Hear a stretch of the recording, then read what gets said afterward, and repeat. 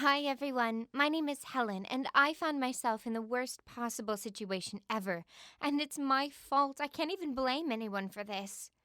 My parents, neighbors, and all of our relatives think that I'm perfect. They see me as an ideal child who's good at everything. I have great grades, is perfectly well behaved, and I even read at an extremely high grade level. I heard my neighbor sobbing over her daughter who ran away from home at the age of 16. That's the same age as me, and honestly, I rarely even go out for walks anymore. Certainly, such a perfect girl like me wouldn't have any issues at school, right? That's why my report card shines with straight A's and sings with praises from all of my teachers. It's the only way things could be, right? Well, every morning, I wake up, have my breakfast, help my mother to clean the table, and run to school. The bus station is situated about 2 blocks from my house, so I have to leave 10 minutes early so that the bus driver doesn't have to wait up for me. Every day, my father offers me a ride, but I always say no because I know that he could be late for work. Everybody envies my parents. I'm a role model for all the other children. That's why they treat me like a disdainful and arrogant queen of our school. Anyway, they all dream about having me as their friend, or at least dream about cheating off of my papers. But my whole life is a lie, or at least the last year of it is. The truth is that I'm a loser. An idiot who can't do anything useful or even honestly confess to this. And what's worse, and ultimately terrible, is that any lie sooner or later will get exposed, and I can't keep up this deception for much longer. At the beginning of this year, several unpleasant events happened all at once. Everything began after my classmates framed me in the worst possible way. The teacher was going to give us a test just after the vacation in order to check whether we still remembered anything. It was the boys who came up with the idea to steal the correct answers instead of actually revising and studying our work. Our science teacher always kept the papers with the correct answers in his desk, so it didn't seem very difficult to steal them. All we needed to do was stay in the room after the class and take a photo of the answers. Seemed to be as easy as pie. The only real problem was that the teacher locked the room between classes. You see, he had some expensive stuff in the cabinet and didn't want the curious students sneaking around. But we all put our heads together and figured out that there were some places under certain desks where the teacher wouldn't be able to see us. All we needed was a couple of people to stay behind, hidden. One of the short kids in our class and myself volunteered for that specific role. The other kids were standing behind the door and watching. The first part of the plan went just right. We hid, waited for the teacher to lock the room, and took a photo. But suddenly the teacher came bursting back in the room. He immediately rushed to his cabinet with those expensive things I mentioned before. We stood aside quietly, pretending to be lost, but it turns out that one of the reagents was missing. When the teacher was looking through our bags, he found the phone with a photo of the test answers. A huge scandal broke out at school. The school's administration didn't get any dirt on my short partner in crime, so they blamed me for the theft. All my classmates framed me, saying that they didn't see anything and that it was all my own idea. The incident lapsed because there was no evidence. There couldn't have been any, as I didn't take anything, but still they expelled me after the incident. Then I made another huge mistake. I didn't tell my parents anything. They thought that I was still attending school as I usually do, spending time there from 8 a.m. to 4 p.m., preparing for my exams and whatnot, but obviously I wasn't.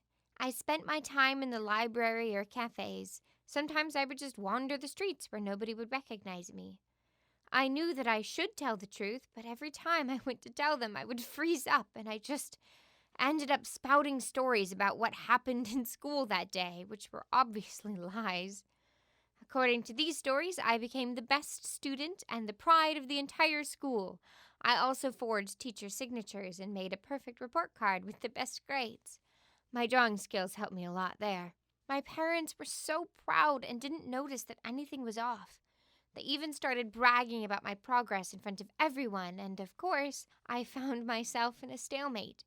I couldn't just stand up and say, "Oh, dear parents and other relatives, I have been lying to you for several months straight.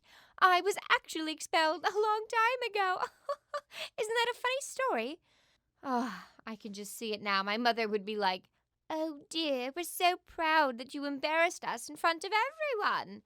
No, no. I could not do that. But as I said, my lie is going to expire soon because the end of the school year is drawing nearer. This is the last high school year, and after that, I should choose what I want to do next. I can continue my school education, or I can go straight to college. As you've already guessed, I wouldn't have any final exams, and after almost a year, my parents will find out everything. I don't know what to do. Yes, I know. I wouldn't have gone through all of this if I was just honest with my parents from the beginning, but I've dug a hole too deep to get back out with my lies. It's too late for that now. My parents will kill me. Or at least they will kick me out of the house because of my uselessness and shame. Please give me some advice in the comments. What should I do? What would you do? I would really appreciate any ideas.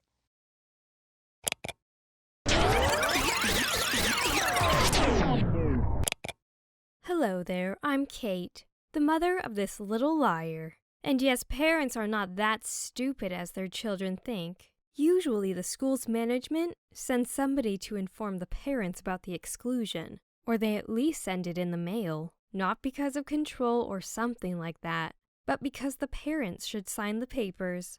The papers were sent by mail with a delay of about a month after the exclusion. I don't know the exact reason for the delay. Maybe they were too busy. The fact is that we got the message about the exclusion of our daughter from the principal. It's rather interesting that Helen didn't tell us about that. She allegedly kept attending her school, talked about school affairs, and behaved as usual. Imagine our surprise when we got the letter. Unfortunately, nothing could be fixed at that moment. We could apply to some other schools, or try to settle things in this one. Still, the whole month was already missed without a valid reason.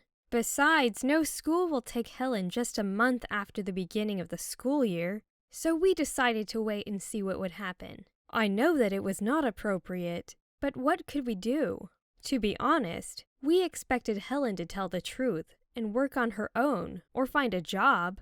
Instead, she preferred to have fun and lie. It was so hard to smile in her face and remain silent.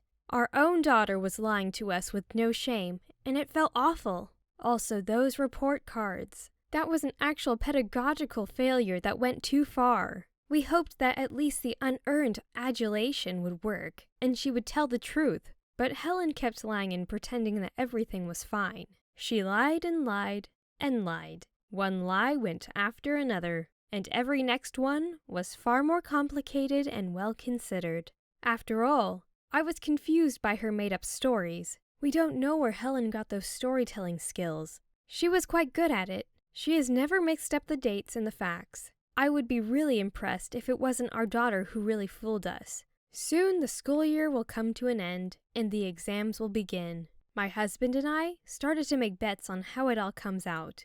Will Helen tell the truth, or maybe she will keep lying? I bet she will definitely make up something new, and my husband tries to be more optimistic. As a matter of fact, we're not going to continue this nonsense.